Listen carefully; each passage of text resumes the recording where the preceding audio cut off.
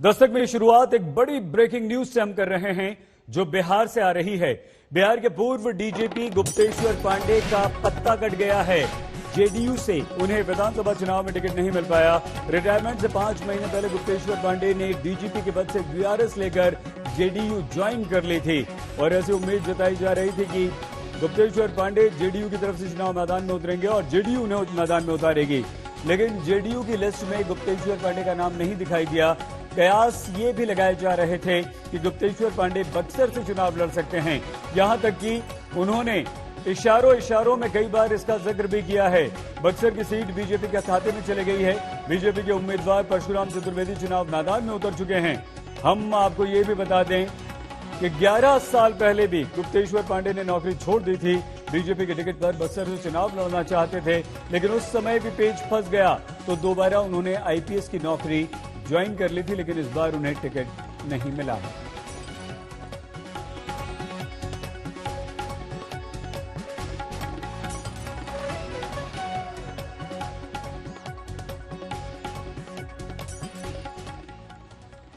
और आइए अब हम आपको सीधे लिए चलते हैं उत्तर प्रदेश के हाथरस की पीड़िता के परिवार को इंसाफ देने की बात सुप्रीम कोर्ट ने की। खुद मुख्यमंत्री योगी आदित्यनाथ ने पीड़िता के पिता से बात की और इंसाफ और सुरक्षा का भरोसा दिया था।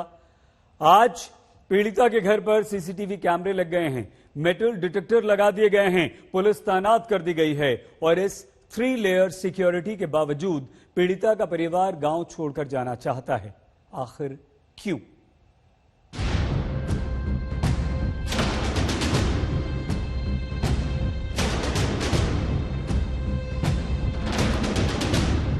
हाथरस की पीड़िता बेटी के घर पर सीसीटीवी कैमरे लग गए ताकि आने जाने वालों पर नजर रखी जा सके। हाँ ठीक है, हमारे ये भी निगरानी में रहेंगे, जो कि आता नहीं जाता है, कौन संदिग्ध है कौन है, सबको जानकारी देख के पता को आ जाएगा। ये सही है। आप लोग अभी तक की सुरक्षा से संतुष्ट हैं? हाँ ठीक है। हाँ, सुरक्षा ठीक है। जो भी आएगा, जो भी बाहर से आ सकता है या कहीं से भी, तो वो उसमें पता चलेगा कौन आ रहा है कौन जा रहा है। सही रहेगा ये सब। मेटल डिटेक्टर लगा दिया गया ताकि परिवार की सुरक्षा में कोई चूक न रहे। घर पर चप्पे चप्पे पर पुलिस का पहरा बिठा दिया गया ताकि पीड़ित परिवार के खिलाफ साजिश का कोई परिंदा भी पर न मार सके। क्या अब जो सुरक्षा दी गई है, अब आप लोग उससे संतुष्ट? हाँ, अब तो संतुष्ट हैं। क्या कहते हैं, हमें सुरक्षा अच्छी मिल रही है। हाथरस कांड ने सिर्फ हाथरस को ही नहीं, उत्तर प्रदेश को ही नहीं, बल्कि समूचे देश को दहला दिया था। इसीलिए पीड़िता के परिवार के लिए सुरक्षा के वो इंतजाम किए गए हैं कि उनका कोई बाल तक बांका न कर सके। अब सुरक्षा व्यवस्था बहुत ज्यादा घर पर बढ़ा दी गई है। यहाँ पर आपको दिखाना चाहेंगे कि सीसीटीवी कैमरा भी इंस्टॉल किया गया है। एक कैमरा घर के अंदर है और दूसरा जिस रास्ते से लोग इधर आते हैं उस रास्ते पर भी सीसीटीवी कैमरा लगाया गया है और इससे पूरी निगरानी की जाएगी। इसके अलावा बताया जा रहा है कि सुरक्षा व्यवस्था को और ज्यादा बेहतर करने के लिए 3 स्तरीय सुरक्षा व्यवस्था यहाँ रखी गई है। यहाँ पे एक मेटल डिटेक्टर इंस्टॉल किया गया है ताकि परिवार में जो भी हो पहले उसके अच्छी कोई भी जाने का प्रयास करे उसके अच्छे से जांच हो सके, और साथ ही साथ परिवार के कंसेंट, उनकी अनुमति के बाद ही यहाँ पे कुछ पॉइंट्स पे सीसीटीवी लगवाए जा रहे हैं, और ताकि अगर कोई ऐसा तो ना हो कि अनाधिकृत रूप से कोई उनके घर में घुसने का प्रयास करे। अगर ये सुरक्षा इतनी ही बड़ी और कड़ी है तो फिर पीड़िता का परिवार अपने ही गांव में क्यों डरा हुआ है? पीड़िता का भाई कह रहा है कि गांव में एक तरफ हर कोई इंसाफ की बात कर रहा है और दूसरी तरफ कोई चाय पानी के लिए भी नहीं पूछ रहा।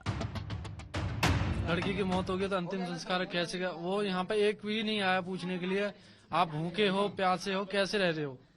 कोई भी चाय तक के लिए नहीं पूछने आया यहाँ पे।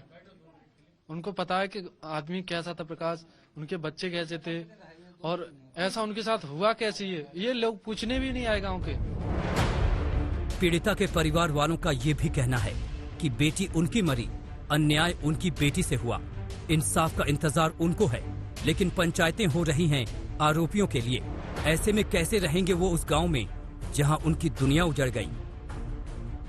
हाँ, हमारे मन में तो दहशत तो रहेगी, क्योंकि इतना बड़ा कांड करने के बाद भी हमारे ऊपर इतने आरोप लग रहे हैं, तो दहशत तो है हमारे अंदर। कहाँ जाएंगे अब? क्या है आपके सामने, कहाँ जाने का रास्ता है? देखेंगे, कहीं भीख मांगेंगे, खाएंगे, क्या है, गरीब आदमी है, हमें भीख मांगने में खाने में कोई ऐतराज नहीं है। हमें मेहनत भी करनी है, हमें तो मेहनत कर भी खानी और यहाँ भी खा रहे।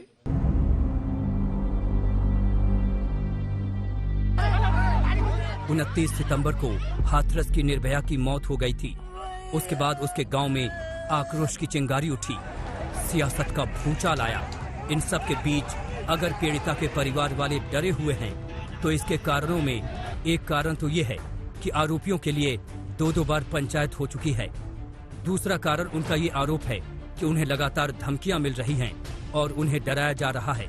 तीसरा कारण परिवार की ये सोच है कि अगर सांसद पर स्याही फेंकी जा सकती है और भीम आर्मी वाले चंद्रशेखर को धमकी मिल सकती है तो उनकी क्या हैसियत है। चौथा कारण पीड़ित परिवार का ये आरोप है कि उनका सामाजिक बहिष्कार हो चुका है। गांव के हालात अब इतने ज्यादा बिगड़ चुके हैं कि पूरा सब लोग इकट्ठे होकर दबाव पूरी तरह से हम कर रहे हैं, हर तरीका से मोड़ दे रहे हैं। तो इस गांव में हमें रहना बहुत ज्यादा ठीक नहीं है, क्योंकि बहुत ज्यादा हर तरीका से तरह के अफवाह उड़ा रहे हैं। ऊपर से ऊपर मारने की धमकी दी जा रही है छोटे भाई को। जब एक संदीप नहीं रहेगा तो दूसरा संदीप कैसे रह पाएगा, ये भी हमने सुना जा रहा है। सरकार कहती है कि उसके लिए न्याय की तराजू पर दोनों पलड़े बराबर है, लेकिन पीड़ित परिवार कहता है कि ये न्याय कैसा हुआ जहां आरोपी और पीड़ित दोनों के लिए पलड़े बराबर कर दिए जाए। और यही वजह है कि अब परिवार ये साफ कहने लगा है कि उसे गांव में डर लगता है। उत्तर प्रदेश सरकार ने पीड़िता के परिवार को अपनी तरफ से मदद का भरोसा दिया है। इसमें एक नौकरी, एक घर और 25 लाख रुपए की आर्थिक मदद है। इसमें 25 लाख रुपए दिए जा चुके हैं। अब परिवार चाहता है कि उसे घर मिले तो जरूर, लेकिन कहीं शहर में। हाँ, सोच रहे हैं कि कहीं हम अपनों को नाते रिश्तेदारी में या कहीं अपनों देखेंगे, अपने 2 रोटी को साधन तो बनाना पड़ेगा। पीड़िता के परिवार वालों को इस बात से भी डर लग रहा है कि जब माहौल ठंडा पड़ेगा तब उनकी हिफाजत कौन करेगा। आखिर डीएम साहब पहले ही धमका चुके हैं। आप अपनी विश्वसनीयता खत्म मत करिए। तो मीडिया वाले मैं आपको बता दूं, आज अभी आधे चले गए, कल सुबह तक आधे और निकल जाएंगे, 2-4 बजेंगे कल शाम को, और हम ही आपके साथ खड़े हैं। ठीक है? अब आपकी इच्छा, आपको बार बार बयान बदलना नहीं बदलना है। अभी हम भी बदल जाए, चले गए, कल सुबह तक आधे और निकल जाएंगे। इस धमकी भरे वीडियो के सामने आने के बावजूद हाथरस के डीएम का बाल तक बांका नहीं हुआ। ऐसे में परिवार का डर इंसाफ के आगे एक सवालिया निशान बन गया है। राजेश सिंघल के साथ कुमार कोड़ाल, हाथरस, आज तक। हाथरस में पीड़िता के परिवार का डर है तो उस डर के खिलाफ पूरे गांव से एकजुटता की आवाज आ रही है। हाथरस के लोग इंसाफ की मांग कर रहे हैं। इंसाफ पीड़िता के लिए, इंसाफ हर बेगुनाह के लिए। हमारी साथी श्वेता सिंह ने लोगों से बातचीत की है, आप भी सुनिए हाथरस की आवाज आज तक के साथ। हाथरस में हम लगातार मौजूद हैं। गांव जो अलग अलग हैं, वो अलग अलग पहलू, अलग अलग पक्ष, हर आवाज आप तक पहुंचा रहे हैं। इस समय गांव की सारी महिलाएं हमारे साथ हैं। जो कुछ चल रहा है यहाँ पर, उसमें आप लोग को न्याय चाहिए। एक लड़की की जान तो गई है, अब आप लोग क्या चाह रही हैं? चाहे रहा क्या, लड़का सही होए वो करो। मतलब ऐसा है कि सभी जाति की बच्ची अपनी बच्चियों के बराबर है, और हकीकत ये निकल के आनी चाहिए कि ये कैसे बच्ची खत्म हुई है, और हमें न्याय चाहिए। निर्दोष आदमियों को बरा किया जाए। मतलब अगर निर्दोष हैं तो उनको छोड़ना चाहिए। यहाँ पर कैसा रिश्ता रहता है? सब आते जाते हैं, उठते बैठते? बहुत अच्छा संपर्क रहता है यहाँ पर बच्चों को। जैसे हमारी बच्ची है, जैसे वो भी बच्ची है। बच्चों में समाज में एक ही तरह बोलना चाहिए। और देखो ऐसा है कि हमारे बच्चे भी वो भी हमारे बच्चे हैं, उनको जरूर न्याय मिलना चाहिए। है जांच जरूरी है इसमें? जरूरी है जांच, जरूरी है जांच। जिसने किया उसको जांच मिले, सजा, और जो निर्दोष है उसे छोड़ दिया जाए। आप लोग सब आना जान प्रेम पूर्वक पूरा सब अपने ही है, कोई गैर नहीं है, पर लड़का लड़की को न्याय होना चाहिए जरूर। तो ये बच्चे भी तो पढ़ते होंगे, तो सब जाति सब धर्म के पढ़ते होंगे? सब कोई भेदभाव नहीं है, सब एक ही है, कोई भेदभाव नहीं है। हाँ, बिल्कुल ना। आज आप लोग सब देख रहे हैं कि एक लड़की की जान वहां पर गई है, तो आप लोग के मन में उठता है कि सबके साथ न्याय चाह रहे हैं। हाँ, सबके साथ। उस दिन रात में जैसे कि लड़की का बॉडी जला दिया, लड़की के घर वालों को नहीं बताया, ये सही था आपके हिसाब से? नहीं, इससे पहले कभी ऐसा नहीं हुआ था, जैसे अब हुआ है ऐसा पहले कभी नहीं हुआ है। आप शादी करके कब आई यहाँ पे? मुझे 5 साल हो गए। 5 साल हो गए। 5 साल में आपने यहाँ पर ऐसा कुछ कभी नहीं, मैंने कभी नहीं देखा यहाँ पे। आपने कभी ऐसा कि कुछ जातीय? नहीं, कभी नहीं देखा ऐसा यहाँ पे। सीबीआई की जांच की बात हो रही है, या फिर उस सच वाला जो वो होता है, नार्को टेस्ट होता है, उसके लिए सब तैयार हैं? किसी को तैयार होना चाहिए, उन्हें सबके लिए इंसाफ तो मिलना चाहिए ना। तो आपको लग रहा है कि लड़की के परिवार वालों को भी करवाना चाहिए? सबको करना चाहिए ना, लड़के के परिवार को भी करवाना चाहिए, लड़के को भी परिवार को भी करना चाहिए। लड़कियों के माहौल में कोई भी दिक्कत नहीं होती, कभी नहीं दिक्कत नहीं, बिल्कुल दिक्कत नहीं। सभी अच्छी तरह पढ़ने जाते हैं, वापिस आते हैं, चंदपा तक पढ़ने जाते हैं, हाथरस तक पढ़ने जाते हैं, कोई दिक्कत नहीं होती है, यहाँ सब अच्छा है। हाँ, इस मामले में ये बताइए कि इस मामले में शुरू से तो FIR हो गया था, हाँ, पहले से मामला दर्ज हो गया था। आपको लगता है कि पुलिस सबके साथ दे रहे हैं कि नहीं दे रहे हैं? नहीं, पुलिस ने तो बहुत साथ दिया, पुलिस ने साथ देती तो बहुत बड़ा दंगा हो जाता है। जैसे जैसे ये सामने आता है कि मॉरिशस से फंडिंग आई, किसी दूसरे देश से आई, PFI का नाम सामने आता है और गिरफ्तारियां होती हैं, तो इनका विश्वास पक्का होता है। आज 10 दिनों के लिए बढ़ा दिया गया। अब कहा गया SIT अभी नहीं सौंपेगी CM को, बल्कि 10 दिन और, क्योंकि इस मामले में पेच बहुत सारे हैं। बिल्कुल, बहुत सारे पेज हैं, कई एंगलों से जांच हो रही है और जल्दी ही सच सामने आएगा। हम तो ये पहले से ही कह रहे हैं कि यहाँ कुछ लोगों द्वारा साजिश की गई है। और जो अभी बता रहे 10 दिन या 20 दिन, जितना भी टाइम लगे कोई दिक्कत नहीं हमको, वो तो जांच ढंग से हो। अभी जैसे 10 दिन बढ़ा दें तो करो, CBI जितनी जल्दी हो सके वो करे। और ये जांच होनी ही चाहिए किसी भी तरीके से। आप लोगों को ये नहीं लग रहा? देखिए, क्योंकि जो लोग ये इल्जाम लगाते हैं कि गाँव में कुछ हिस्से हैं जो आरोपी के साथ जाकर खड़े हो गए हैं, तो आपको इस बात पर ऐतराज नहीं है कि लंबी जांच यानी उतने समय तक आरोप? आपको जल्दबाजी है या आपको लग रहा है कि बस न्याय मिले, बाकी कुछ हो? मैम, न्याय सबसे मेन मोटिव है कि न्याय मिलना चाहिए। एक निर्दोष फंसने से अच्छा है 10 गुनहगार छूट जाए, कोई इशू नहीं है, लेकिन एक निर्दोष नहीं फंसना चाहिए। और जांच CBI की होगी, चाहे कोई भी किसी के साथ भी खड़ा हो, CBI अपनी निष्पक्ष जांच करेगा, उसके बाद जो रिजल्ट आएंगे वो सबको मानने पड़ेंगे। दंगा फैलाने की साजिश, ये तो मतलब ऐसा है, हमारे यहाँ किसी तरह कोई माहौल में कोई वो नहीं। जब झगड़ा हुआ है तो लड़की की रिपोर्ट ली है, सब काम हुआ है, लेकिन ये नेताओं के द्वारा कि जिसमें बवाल बनाया जाए। हमारे समाज ने जैसे ये दंगा हुआ है, बच्चों की बात हुई है तो बच्चे भी हाजिर हुए हैं तुरंत। प्रशासन ने तो अपना काम किया है, यहाँ पे बस बात हुई है, पॉलिटिकल पार्टीज ने यहाँ के पॉलिटिक्स की है। कार्रवाई शुरू से हुई? हाँ, शुरू से कार्रवाई हुई है। बच्चे भी 22 तारीख को हाजिर हो गए। उसमें जो भी 4 बच्चों का नाम लिया है, चारों ही वो पहुंच गए। उसके बाद यहाँ राजनीति करने का क्या कारण था? हाथरस कांड में एक नया ट्विस्ट तब आ गया जब 104 फोन कॉल सामने आए। SIT ने आरोपी संदीप सिंह के कॉल डिटेल्स खंगालनी शुरू की तो पता चला कि पिछले साल अक्टूबर से इस साल मार्च के बीच संदीप और पीड़िता के भाई के मोबाइल पर 104 बार बात हुई। अब जांच इस बात पर चल रही है कि वो किन लोगों के बीच बात हुई, इसका हाथरस के केस से क्या वास्ता है।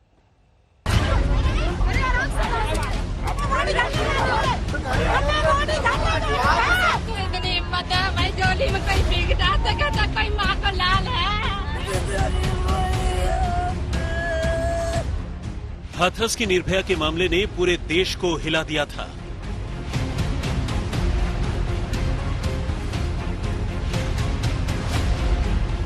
इस मामले की जांच तेज हुई तो एक से बढ़कर एक खुलासे होने लगे। उसमें एक बड़ा खुलासा हुआ आरोपी की कॉल डिटेल से। उसमें SIT को बेहद चौंकाने वाली जानकारी मिली है। हाथरस कांड के जिस संदीप को मुख्य आरोपी बताया जा रहा है, उसके फोन डिटेल में पीड़िता के भाई का नंबर मिला है।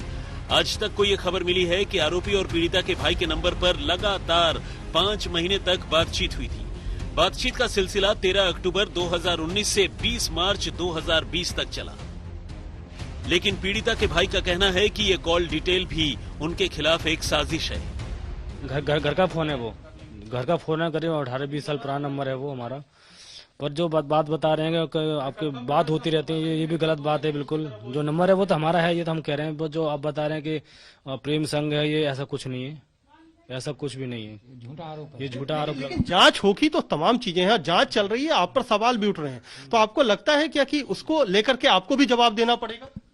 हाँ, जवाब तैयार है, जवाब तो हम देंगे, जो भी हमें पता है, जितना हम सब कुछ बताएंगे आपको, बता ही रहे हैं हम लोग आपको सच, जो भी सच है। इन फोन रिकॉर्ड ने एसआईटी को चौंका दिया है। इसी खुलासे का पीछा करती हुई जब जांच टीम और गहराई में उतरी तो नए नए ट्विस्ट आने लगे। जिस नंबर पर आरोपी संदीप से बात हुई थी वो पीड़िता के भाई के नाम पर है, लेकिन उसका इस्तेमाल पीड़िता की भाभी करती थी। यूपी पुलिस के मुताबिक पीड़िता के भाई के मोबाइल फोन से आरोपी संदीप के मोबाइल पर 62 बार कॉल की गई और संदीप के मोबाइल से पीड़िता के भाई के नंबर पर 42 बार कॉल आई, यानी दोनों फोन के बीच कुल 104 बार बातचीत हुई। ज्यादा कॉल के वक्त दोनों नंबर की लोकेशन चंदपा थाना क्षेत्र की थी। इस कॉल डिटेल से लगता है कि आरोपी संदीप और पीड़िता के परिवार के बीच जान पहचान थी। हालांकि ये कहना मुश्किल है कि पीड़िता के परिवार में कौन बात करता था, लेकिन पीड़िता के भाई का कहना है कि उसकी बहन तो फोन का इस्तेमाल ही नहीं करती थी। तो उस पर क्या बात हो रही होगी, क्या था, कौन कर रहा था, क्या था, आप कर रहे थे?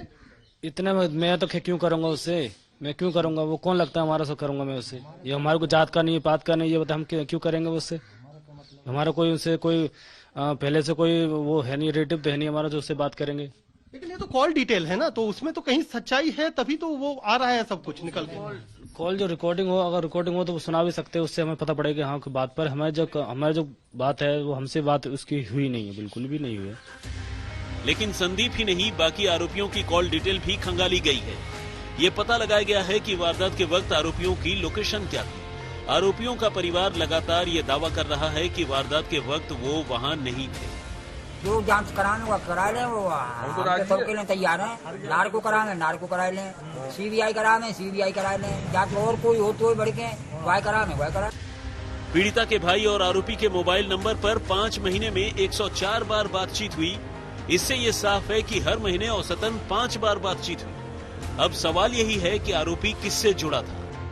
अक्टूबर 2019 से लेके मार्च, अक्टूबर, नवंबर, दिसंबर, जनवरी, फिर 6 महीने में 104 कॉल। गांव में संवाद नहीं होता था, लेकिन किसी की मनसा क्या है, किसी के अंदर कितना छल छिपा ये कौन जानता है। लोग तो पीठ में खंजर जो है अपना बन के घोंपते हैं।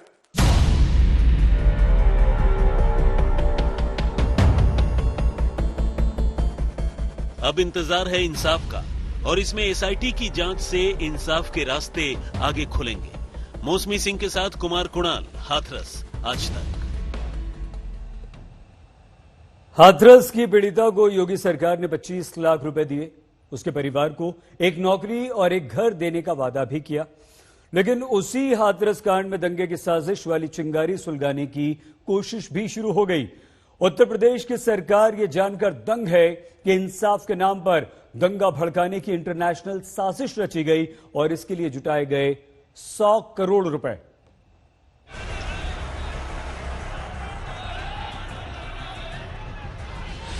$120 करोड़ की फंडिंग पहले भी सीएए के विरोध में हुई थी।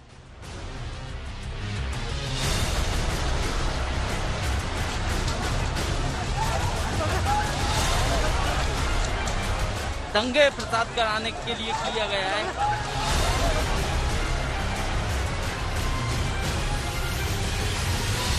ये सभी षड्यंत्रकारी बेनकाब होंगे। हाथरस की पीड़ित बेटी को इंसाफ दिलाने के नाम पर कितनी बड़ी साजिश रची गई, कैसे हाथरस के बहाने पूरे उत्तर प्रदेश को जलाने की साजिश की गई और इसके लिए अंतर्राष्ट्रीय स्तर पर आपराधिक ताना बाना बुना गया था, इन सब का पर्दाफाश हुआ है। गरीब के भविष्य के साथ खिलवाड़ करने की इजाजत किसी को नहीं देंगे। ये सभी षड्यंत्रकारी बेनकाब होंगे। कानूनन कार्रवाई भी सख्ती के साथ ऐसे तत्वों के साथ हम लोग करेंगे। उत्तर प्रदेश में दंगे की स्क्रिप्टिंग किसने की, कैसे दूर देश में बैठकर साजिश रची गई, इसका सारा कच्चा चिट्ठा आज तक के पास है। हाथरस से करीब 5800 किलोमीटर दूर मॉरिशस में बैठकर साजिश रची गई। समूचे यूपी को जातीय दंगों की आग में झोंकने के लिए 100 करोड़ से ज्यादा की फंडिंग जुटाई गई थी, लेकिन खुफिया एजेंसियों को पहले ही इसकी भनक लग गई। आज तक को उच्च स्तरीय सूत्रों से मिली जानकारी के मुताबिक प्रवर्तन निदेशालय ने जब दंगे की फंडिंग का पन्ना खंगालना शुरू किया तो पता चला कि पॉपुलर फ्रंट ऑफ इंडिया यानी पीएफआई को मॉरिशस से 50 करोड़ की फंडिंग हुई। ये पैसे किसने भेजे, कैसे भेजे, इन सवालों का जवाब तलाशा जा रहा है। यानी 100 करोड़ की फंडिंग में 50 करोड़ तो मॉरिशस के रास्ते आया, जो हवाला का एक प्रमुख रूट है। बाकी 50 करोड़ खाड़ी के देशों से लेकर देश के अंदर से ही निकाला गया। ये फंडिंग 100 करोड़ रुपए की हुई थी, जिसमें अकेले मॉरिशस से 50 करोड़ रुपए की फंडिंग की गई। इससे पहले यूपी सरकार ने कहा कि तमाम ऐसी वेबसाइट्स बनाई गई थी जिसमें ये भड़काऊ बयान पोस्ट किए गए, जिससे कि लोगों के बीच में अस्थिरता पैदा हो, धार्मिक उन्माद हो और आपस का जो भाईचारा है वो डिस्टर्ब हो। और इसी के लिए एसआईटी टीम भी जांच कर रही थी। सीबीआई को जो जांच दी गई है वो भी इस एंगल से जांच करेगी। लेकिन इस खुलासे के बाद बेहद हैरानी है, क्योंकि ईडी भी अब इस पूरे मामले में जांच करेगी कि आखिरकार इसमें जो मनी लॉन्ड्रिंग की गई है वो कहां से की गई, कौन से ग्रुप शामिल थे। हाथरस कांड में इंटरनेशनल साजिश के तार कैसे जुड़े हैं, इसको इस तरह से समझिए। दंगा भड़काने के लिए वेबसाइट उसी रात बनी जिस रात पीड़िता की मौत हुई, और उस वेबसाइट के लिए जिस वेब प्लेटफॉर्म का इस्तेमाल किया गया उसका इस्तेमाल तमाम अंतर्राष्ट्रीय प्रदर्शनों में किया गया है। हांगकांग में चीन के खिलाफ हुए प्रदर्शन में उसी वेबसाइट का इस्तेमाल हुआ। अमेरिका में पिछले दिनों ब्लैक लाइव मैटर्स वाले आंदोलन के लिए भी आग इसी वेबसाइट से निकली थी जिसका इस्तेमाल हाथरस में होने वाला था। यानी हांगकांग से हाथरस तक साजिश का एक चक्रव्यूह रचा जा रहा था, जो नहीं टूटता तो उत्तर प्रदेश के सीने पर कयामत टूट जाती। हाथरस में पीड़िता के गांव वालों को भी आक्रोश के एक हिस्से से दंगे की बारूदी गंध आने लगी। फंडिंग के बारे में भी खुलासा हो रहा है। ये बहुत बड़ा षड्यंत्र है, इसमें काफी लोग हैं यहाँ से, लेकिन ये विदेश तक का कांटेक्ट लग रहा है। इसकी जांच हो, एक पता पड़े कि फंडिंग कहाँ से रही है। दंगे प्रसाद कराने के लिए किया गया है। पीएफआई का पहला ही नहीं है उत्तर प्रदेश में। 120 करोड़ की फंडिंग पहले भी सीएए के विरोध में हुई थी, अब यहाँ पे दोबारा रेप केस में फिर करी है फंडिंग 100 करोड़ की। यहाँ पीएफआई का तो है ही है सीधा। इस मामले में मथुरा से पीएफआई के 4 संदिग्ध पकड़े गए हैं, लेकिन ये तो सिर्फ मोहरे हैं। असली चेहरे की तलाश में सुरक्षा एजेंसियां जुट गई हैं। वो है अब्दुल सलाम, जो पीएफआई का वाइस प्रेसिडेंट है। हाथरस में साजिश को लेकर फंडिंग में अब्दुल सलाम की तलाश चल रही है। सीए को लेकर हिंसक प्रदर्शन में भी अब्दुल सलाम का नाम आ चुका है। आरोप है कि अब्दुल सलाम ने पैसे देकर हिंसक आंदोलन करवाया था। अब्दुल सलाम मंजेरी के केरल राज्य विद्युत बोर्ड के रीजनल ऑडिट दफ्तर में काम करता है। प्रवर्तन निदेशालय को भी शक है कि पीएफआई के जो सदस्य दिल्ली दंगे में सक्रिय थे, उनका भी हाथ हाथरस की साजिश के पीछे हो सकता है। आखिर 5-6 दिन के अंदर 100 करोड़ की फंडिंग बड़ी बर्बादी की तरफ इशारा करता है। ईडी के सामने दंगे को लेकर फंडिंग से लेकर मनी लॉन्ड्रिंग तक का मामला जांच के लिए है, लेकिन पीएफआई भी सामने आया है सभी आरोपों का खारिजनामा लेकर। So this is highly deplorable and it is an attempt by the Uttar Pradesh government to divert the attention. PFI की सफाई अपनी जगह है, लेकिन बड़ा सवाल यही है कि यूपी को जलाने की साजिश हुई तो इस साजिश के खिलाफ कार्रवाई कब तक होगी।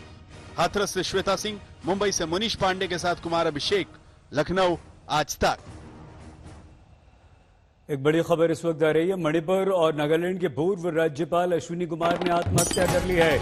जहां 69 साल की उम्र में अश्विनी कुमार ने आत्महत्या की। शिमला में अपने घर में ही फंदे से लटककर उन्होंने अपनी जान दे दी है। आईपीएस अधिकारी थे। सीबीआई एसपीजी में विभिन्न पदों पर उन्होंने काम किया था और उसके बाद वो 2 राज्यों के राज्यपाल भी रहे। नागालैंड का राज्यपाल उन्हें नियुक्त किया गया था। तो सीबीआई के निदेशक पद पर भी रहते हुए उन्होंने काफी अच्छा काम किया, चर्चा में रहे। लेकिन एक निजी विश्वविद्यालय में वो वीसी के पद पर भी रहे। हालांकि इस बारे में अभी कोई जानकारी नहीं मिल पाई है कि इस आत्महत्या की वजह क्या है, लेकिन जिंदगी से तंग हूं, ये जरूर उन्होंने अपने सुसाइड नोट में लिखा है जो पुलिस को मिला है। अगली यात्रा पर जा रहा हूं, लेकिन पुलिस फिर भी आत्महत्या की जांच कर रही है। दस्तक में आज के लिए बस इतना ही। अपना बहुत ख्याल रखिएगा। खबर के लिए सिर्फ आज तक, अफवाह के लिए कोई भी। देखते रहिए आज।